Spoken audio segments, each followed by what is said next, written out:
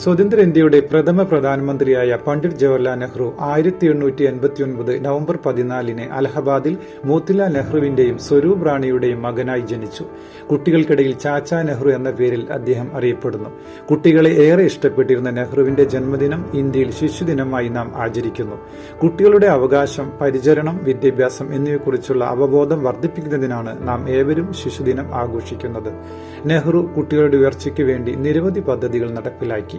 പ്രാഥമിക വിദ്യാഭ്യാസം സൗജന്യമാക്കിയ നെഹ്റു ആയിരക്കണക്കിന് വിദ്യാലയങ്ങൾ നിർമ്മിച്ചു.